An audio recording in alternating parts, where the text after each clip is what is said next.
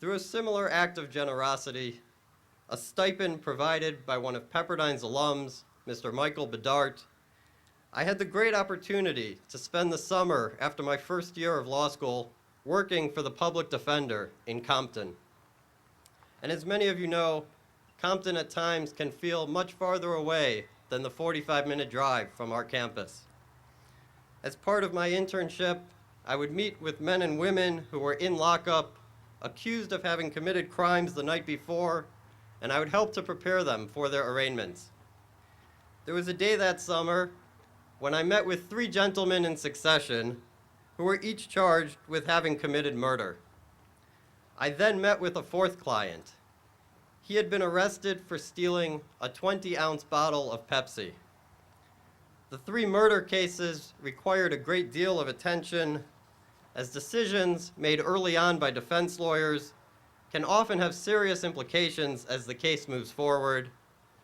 The many lawyers in the office bustled about, preparing these 3 men for their first appearance before a judge and for all that awaited them in the coming days. Meanwhile, I became very consumed with helping the man who was said to have stolen the Pepsi. I just hoped that my being able to help him was not at all dependent on the outcome of Penoyer v. Neff.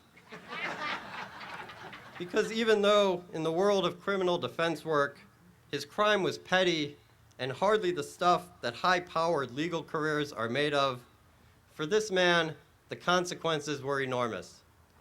The man was a provider, he was a poor man with a family to feed, and he had done a foolish thing. At that very moment, the stolen bottle of Pepsi was as important to this man as the murder charges that the others were facing.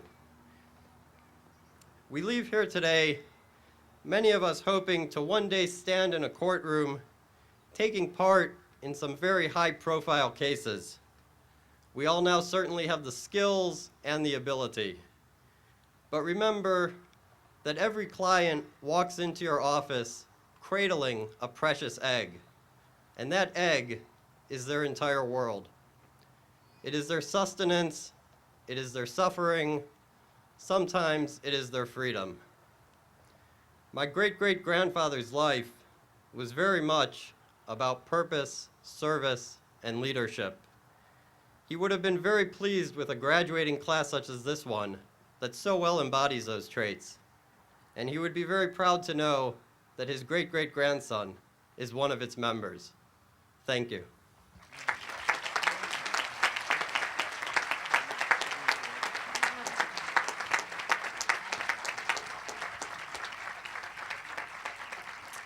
Thank you very much, Ezra. I do believe the spirit of your great-great-grandfather is very much with you today. There's an old Jewish concept of tikkun olam, healing a broken world, and it seems to me the spirit of that notion really very much pervades your life as well as the lives of all of our students here.